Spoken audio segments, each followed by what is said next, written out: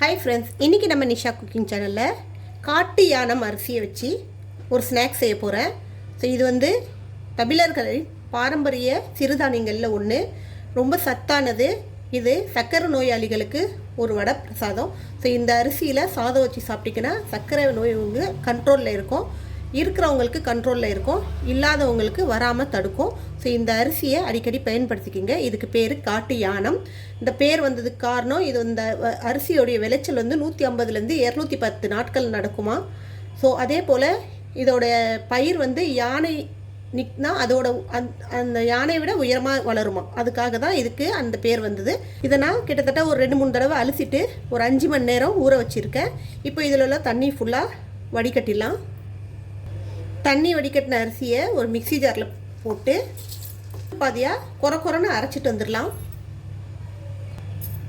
இதை இந்த மாதிரி அரைச்சிக்கிங்க. சரி, தண்ணியெல்லாம் ஊற்றாமல் இந்த மாதிரி அரைச்சிக்கணும்.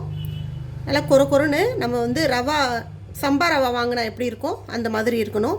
இட்லி தட்டை எடுத்துக்கோங்க, அதில் இட்லி துணியை போட்டுக்குங்க. அதில் நம்ம அரைச்சி வச்சுருக்கிற இந்த காட்டு யானம் அரிசி பொடியை போட்டுக்கலாம்.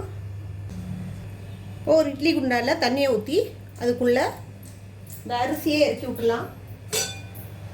இப்போ இதை ஆவியில் கிட்டத்தட்ட ஒரு 8லேருந்து 10 நிமிஷம் வரைக்கும் வேகணும்.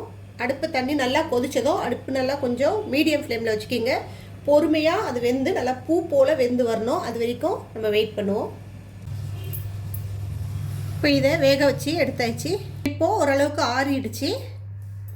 இப்போ இதில் இப்போ ஒரு பிஞ்சளவுக்கு சால்ட் போட்டுக்கலாம். கொஞ்சோண்டு ஏலக்காய் பொடி, ஒரு ஸ்பூன் நெய் ஊற்றிக்கிங்க. தேவையான அளவு இனிப்புக்கு நாட்டு சர்க்கரை விருப்பம் தான் எடுத்துக்கோங்க.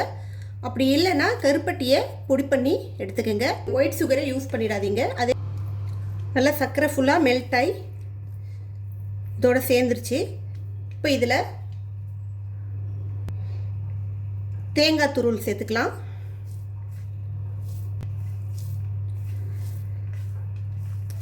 இதை நீங்கள் வந்து குழந்தைங்களுக்கு கொடுக்கும்போது இந்த மாதிரி செஞ்சு கொடுங்க.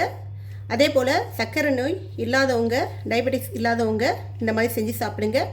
சப்போஸ் உங்களுக்கு சர்க்கரை நோய் இருக்குன்னா நீங்கள் இதை சாலட் ஆட்டம் செஞ்சுக்கலாம். இந்த மாதிரி வேக வச்சுட்டு இதில் கொஞ்சோண்டு வெங்காயம், கொஞ்சோண்டு பச்சை மிளகா, கொத்தமல்லி கட் பண்ணி போட்டு உப்பு கொஞ்சோண்டு சேர்த்துக்கிட்டு அதோட ஜீரகப்பொடி அதே போல் மிளகு பொடி கொஞ்சோண்டு சேர்த்து சாப்பிட்லாம். நல்லா டேஸ்ட் சூப்பராக இருக்கும் சாலட்டாக சாப்பிடும்போதும்.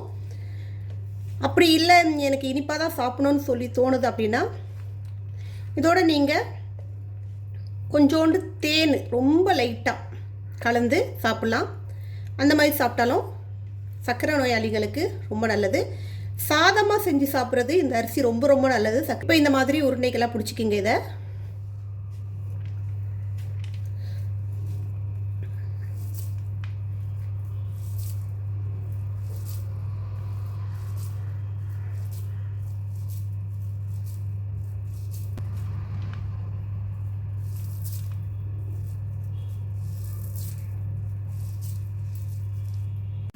இப்போ இந்த உருண்டைகளை பிடிச்சாச்சு.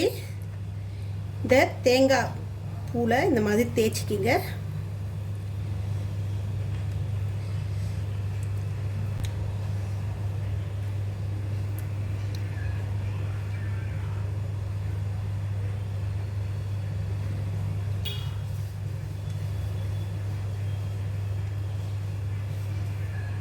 அவ்வளோதான்.